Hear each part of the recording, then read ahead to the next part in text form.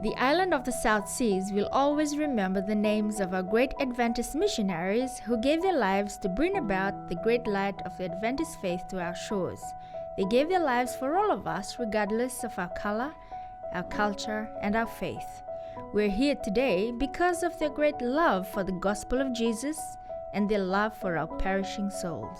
This is a story of the great missionaries who not only gave their lives but fought hard to create a discipleship movement unmatched in our time. We hope that this story will rekindle the long-lost missionary spirit and discipleship movement they once possessed like never before.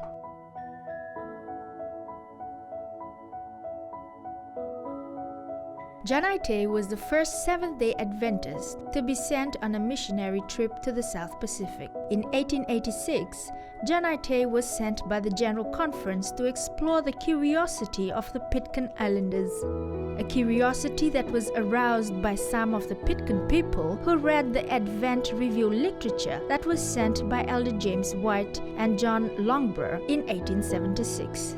It was John Ite's simple exposition and the help of the Holy Spirit that all the people were convinced of the Sabbath truth. However, no baptism was performed until 4 years later during the first voyage of the Pitkin ship, that all the 82 adults on the island were baptized. Elder Edward H. Gates, who was a witness of this occasion, wrote, "I have never seen people so hungry for the truth as they were." John Ite, accompanied by Edward Gates, Albert Reed, and their wives, visited other Pacific islands providing medical work until they arrived in Fiji Islands, where he made this his base. On September 21, 1890, the Pitkin left Suva for America, while John Ite worked among the European traders and settlers who had joined the Sabbath School branch. But sad to say that after only 6 months, he contracted an illness and died instantly. John Ite was 62 when he passed away on the 8th of January, 1892. The work in Fiji continued to grow. It expanded with the establishment of Fulton Missionary College, which strengthened the work in the Pacific. On August 30, 1895, Pastor Edward Hilliard, his wife Ida, and 2-year-old daughter Elta were the first to reside in Tonga. They were later joined by Edwin and Florence Butts and Dr. Merritt Kellogg and his wife. For more than a decade, there was no baptism from the natives except the Europeans who resided on the island.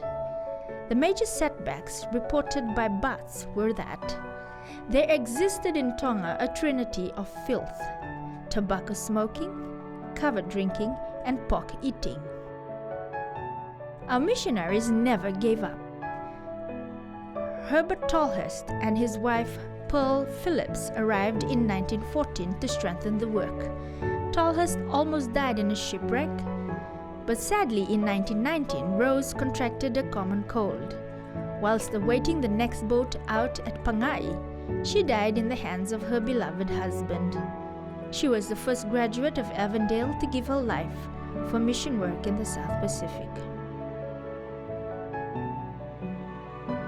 October 22, 1895, Dr. Frederick Broch and his wife Minna, Dudley Owen, whose wife died in the Cook Islands, were picked up from the Cooks with his 2 children to become the first Adventist settlers in Samoa. Other missionaries later joined to strengthen the work in the medical and education field. Like in Tonga, the work progressed very slowly because there were tribal fights among the Samoans.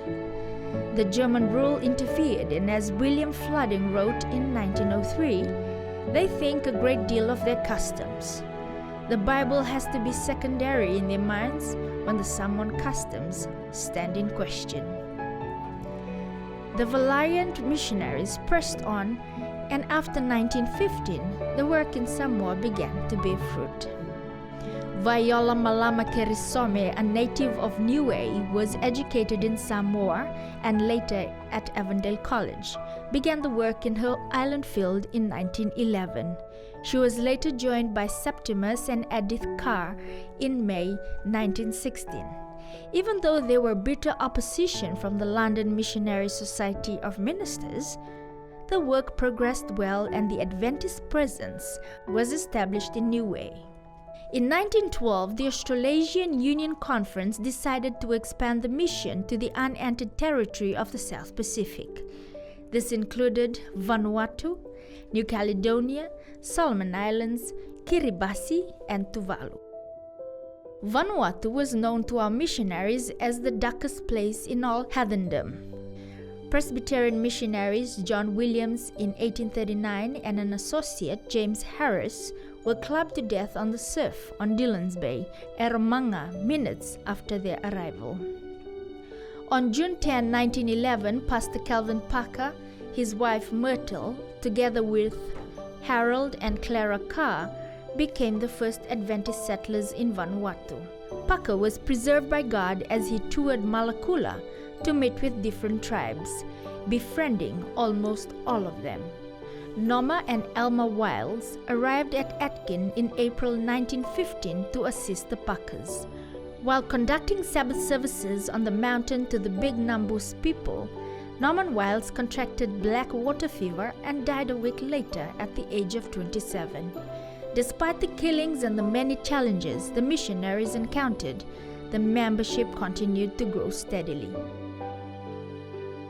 On May 29, 1914, Griffith Francis Jones and his wife Marian Valentine landed in Gizo on the Solomon Islands, which marked the beginning of the Adventist mission. With a small boat called the Advent Herald, Jones was able to move around wherever God led him to establish Adventist presence. Jones was motivated to write, "Our last opportunity for service has come, and we should hasten everywhere." He pressed on in new fields opened in mission churches and schools. Other missionaries came in the 1920s, which included Harold and Madeline Wicks, Charles and Isabel Wrigley, Jack Anderson and his wife Guinevere, which contributed to the expansion of ministry in the Solomon Islands.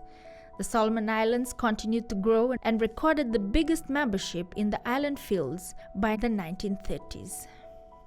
In December 1965, Brian Dunn, an Englishman who dedicated his life for mission work, was killed with a spear by an unknown native in Malaita.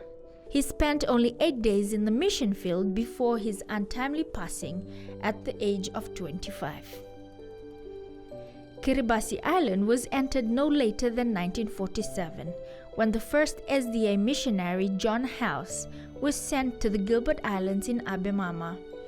He converted a few Catholics and started a Sabbath school branch in 1948. The first church was organized in 1954 and it came under the Central Pacific Union, which is based in Fiji.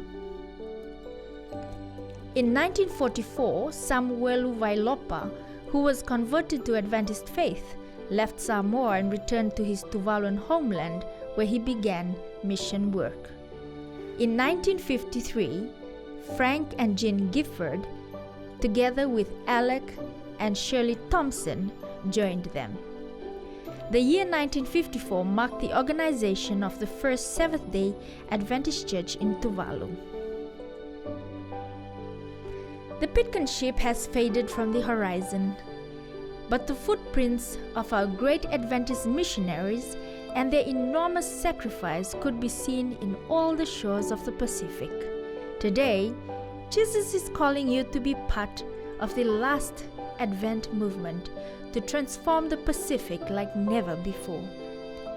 Jesus assured, "Therefore go and make disciples of all nations, baptizing them in the name of the Father, of the Son, and of the Holy Spirit, teaching them everything that I have commanded you. And lo, I will be with you always, even unto the end of the world."